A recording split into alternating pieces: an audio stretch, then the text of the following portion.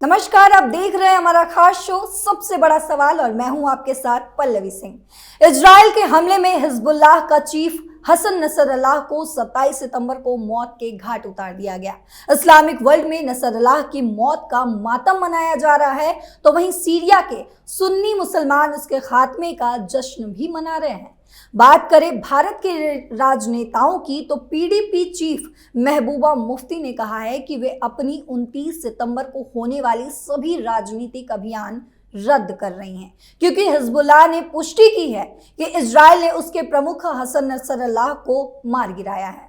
उन्होंने अपने एक्स पर यह भी घोषणा करते हुए दावा किया है कि वे लेबनानी और फिलिस्तीनी नागरिकों के साथ एकजुटता में खड़ी हैं। अब इस ऐलान के बाद से सबसे बड़ा सवाल ये है कि एक आतंकी सरगना के मौत पर महबूबा मुफ्ती को इतनी तकलीफ क्यों हो रही है? वो देश के लोगों को आखिर पैगाम क्या देना चाहती हैं? इस खबर पर ज्यादा जानकारी के लिए हमारे साथ स्टूडियो में मौजूद हैं कैपिटल टीवी के editor in chief doctor Manish Kumar. Sir, आपका बहुत स्वागत है। धन्यवाद। सर, इस पैगाम से वो क्या बताना चाह रही हैं और इतनी तकलीफ क्यों? देखिए, जहां तक मेरी जानकारी है, ये नसरुल्लाह महबूबा मुफ्ती के खाला का बेटा तो नहीं है, दूर दूर का रिश्तेदार भी नहीं है, और कोई घटना लेबनान के अंदर हो रही है और पीड़ा जम्मू कश्मीर में लोगों को हो रही है। तो क्या है ये माजरा? इसको जरा समझना जरूरी है फिर तो, कि अचानक से क्या हो गया। बाकी लोग तो नहीं कर रहे। आपने क्या समझ लिया है हिंदुस्तान के मुसलमानों को? चुनाव सिर पे है, मुस्लिम वोट चाहिए, तो आप आतंकियों के साथ खड़े हो जाएंगे। वैसे मालूम है आप कि कहां पे खड़ी रहती है पाकिस्तान से जो आतंकी आते हैं, लेकिन ये तो लेबनान में मारा गया, हिजबुल्लाह का कोई लेना देना नहीं है। और वहां लेबनान में जो सुन्नी मुसलमान है वो खुशी मना रहे हैं। एक आतंकी की मौत पे तो जश्न मनना चाहिए, बिल्कुल। लेकिन आप जो है वो तो दो कारण है। पहली चीज ये कि ये चुनावी स्टंट है। उन्होंने कह दिया कि भाई हम एक दिन चुनाव प्रचार नहीं करेंगे। तो आराम करेंगे। आराम क्यों करेंगे? वैसे भी आप चुनाव हार रहे हो। चुनाव में दूर दूर तक कहीं कोई निशानी नजर नहीं आ रही कि पीडीपी का कुछ होने वाला है, कोई चांस नहीं है। तो आपको यह मालूम है कि भाई मैं तो चुनाव हार रही हूं, लोग वोट नहीं कर रहे हैं, मुसलमान ही हमसे नाराज हैं, तो चलो भाई आराम कर लेते हैं। और दूसरा कारण कि चलो एक पासा फेंक करके देखते हैं, नसरुल्लाह के साथ कोई जिहादी है, कोई आतंकी है, उसकी मौत के ऊपर मातम मना करके हम लोगों की भावनाओं को एक्सप्लॉइट कर लेते हैं। लेकिन प्रॉब्लम यह है कि जब कोई मुस्लिम नेता इस तरह के काम करता है, कल हाफिज सईद इसी तरह से मारा जाए, भगवान करे इंडिया को सेंसेस आए तो जैसे नसरुल्लाह को मारा गया, पाकिस्तान में घुस के हाफिज सईद को मार दो, दाऊद इब्राहिम को मार दो, और उसके बाद इस तरह की लीडर महबूबा मुफ्ती की तरह कोई उसमें मातम मनाने लग जाएगा, तो इसका मतलब, वो भी चुनाव के बीच, इसका मतलब क्या है? डीप डाउन महबूबा मुफ्ती ये समझती है कि जो मुस्लिम समुदाय है ये इतना बेवकूफ है कि आतंकवादियों के साथ खड़ा है, आतंकियों का सिंपथाइजर होता है मुसलमान। ये आपकी माइंडसेट है, ये आपकी माइंडसेट है कि इसलिए हम एक आतंकी की मौत के ऊपर मातम मनाएंगे तो हमें सिंपैथी मिलेगा। ये आपने ब्रांड कर दिया। आपने एक काम तो वहां कर दिया कि चलो भाई, आपको जम्मू कश्मीर में चुनाव हो रहा है, वहां पे मुस्लिम वोटर्स बहुत संख्या में हैं, आपने उसको लुभाने के लिए कर दिया। बाकी देश में जहां चुनाव नहीं हो रहे, यहां आजकल एक नया खिलौना मिल गया है लोगों को, व्हाट्सएप, वो ग्रुप्स के अंदर में डिस्कशन होता होगा, मुसलमानों को लोग टारगेट करके बोलते होंगे कि देखो भाई, तुम्हारी नेता है महबूबा मुफ्ती, वो तो आतंकवादी के साथ है। आपने अपनी तुच्छ राजनीति के लिए, चंद वोट्स के लिए आपने पूरे पूरे मुस्लिम कौम को जो है आपने कटघरे में लाकर के खड़ा कर दिया, कटघरे में लाकर के खड़ा कर दिया। क्यों मारा गया? Because he deserves it. शोक नहीं, कोई मातम नहीं। गाजा में इजराइल ने जो किया वो बिल्कुल सही किया, यही होना चाहिए। All eyes on Gaza.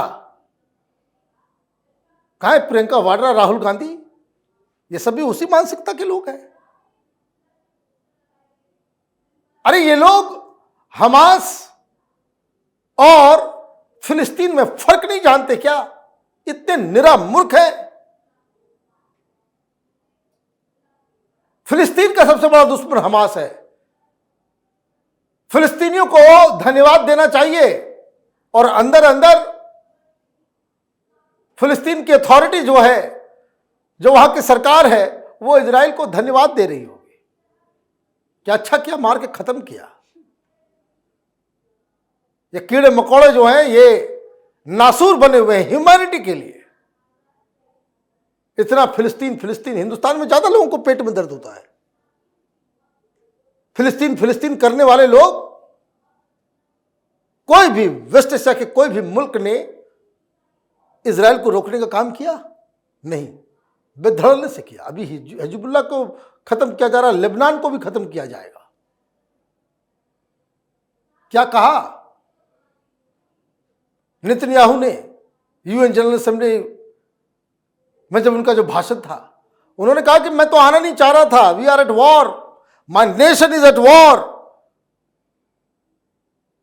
I did not plan to come here this year.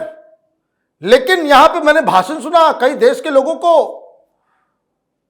जो इजराइल के ऊपर सवाल उठा रहे थे, और उनको मैं चेतावनी दे देता हूं कि इजराइल से दुश्मनी किसी को भी महंगा पड़ेगा। और ईरान को सीधे सीधे कहा कि ईरान का ऐसा कोई कोना नहीं है जो हमारी पहुंच के बाहर है, घुस के मारेंगे। और घुस के मारा भी, घुस के मारा भी।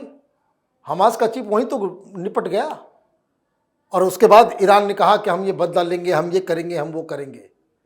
ये हिजबुल्ला क्या है? ईरान के द्वारा फंडेड। ये ईरान कायरों की भांति ये खुद नहीं लड़ सकता, तो ये आतंकी संगठन क्रिएट करके ये पूरे वेस्ट एशिया में 3H वो नासूर बना हुआ है। एक हमास खत्म, हिजबुल्ला वो भी खत्म होगा, और तीसरा हूती। इन सबको आप पाल के रखते हो क्योंकि आपको डायरेक्टली नहीं लड़ रहा है तो प्रॉक्सी के साथ भेज दीजिए, ठीक पाकिस्तान की तरह।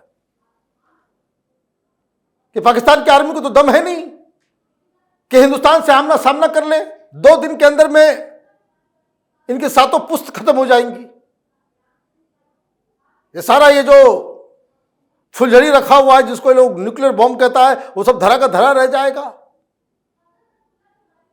तो कायर कौम क्या करती है? वो खुद नहीं लड़ती, 4 लोगों को बहका करके आतंकवादी बना करके भेज देते हैं। तो यही तो लश्कर तौबा है, वही जैसे मोहम्मद है वैसे ही सारे लोग हैं। ठीक वैसे ही ईरान और बाकी लोग वो वहां पे आतंकवादी को खड़ा कर रहे हैं। तो हमास खत्म। और ये भी कह दिया, पूरी दुनिया कह रही है कि भाई अब गाजा को छोड़ दो। वो बोले नहीं छोड़ेंगे। अभी भी 75 के आसपास हॉस्टेजेस जो है वो हमास के कब्जे में है। एक एक आदमी वापस नहीं आया। जब तक एक एक आदमी वापस नहीं आया तब तक हमारी मुहिम खत्म नहीं होगी। ये हिजबुल्लाह को बड़ा शौक था, बहुत शौक था मिसाइल चलाने का। तो ये जो मारा गया है चीफ, इजराइल ने कहा मैंने काम खत्म कर दिया। तो पूरी दुनिया से जो है ये सब तथाकथित पत्रकार और ये सारे लोग वामपंथी टोला, नहीं नहीं नहीं मरा नहीं है, मरा नहीं है, मरा नहीं है। तो इजराइल सेना की तरफ से कह दिया गया, IDF की तरफ से कहा गया कि नहीं नहीं नहीं, बचने की कोई उम्मीद नहीं है। क्योंकि जिस बम से हमने हमला किया है ना, वहाँ तो चींटी भी नहीं जिंदा बच सकती, इंसान तो बड़ी दूर की बात है, कोई बच ही नहीं सकता। तस्वीरें आई, कोई 30-40 उस बिल्डिंग के नीचे 30-40 फीट गड्ढा हो गया है, पूरा रबल और ये सारा चीज़ जो है वो धुआं में उड़ गया, लाश भी नहीं मिल पाएगी। इस तरह का सिस्टम किया हुआ है। तो ये आप देखिए कि किस तरीके से सेकुलरिज्म के नाम पे लोग इतने व्याकुल हो गए हैं, इतने डिरेल हो गए हैं, इनको कुछ नहीं सूझता।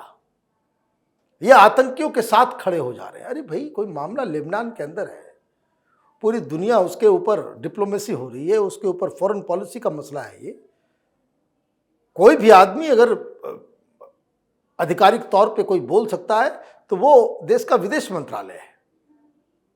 विदेश मंत्रालय आकर के बताएगा, विदेश मंत्रालय चुप है और ये महबूबा मुफ्ती ये आतंकियों की जो है ना वो खाला बनना चाह रही है। जी सर, तमाम जानकारियों को साझा करने के लिए आपका बहुत शुक्रिया। धन्यवाद। आपको बता दें कि भारत में इजराइल और ईरान दोनों के साथ अच्छे कूटनीतिक संबंध रहे हैं। इजराइल भारत का महत्वपूर्ण सैन्य और तकनीकी साझेदार भी रहा है, जबकि ईरान भारत के लिए ऊर्जा और व्यापार के संदर्भ में एक अहम देश माना जाता है। ऐसे में भारत के लिए इन दोनों देशों के बीच बढ़ते तनाव को संतुलित करना चुनौतीपूर्ण हो सकता है। ये देखना काफी महत्वपूर्ण होगा। फिलहाल सबसे बड़ा सवाल में इतना ही।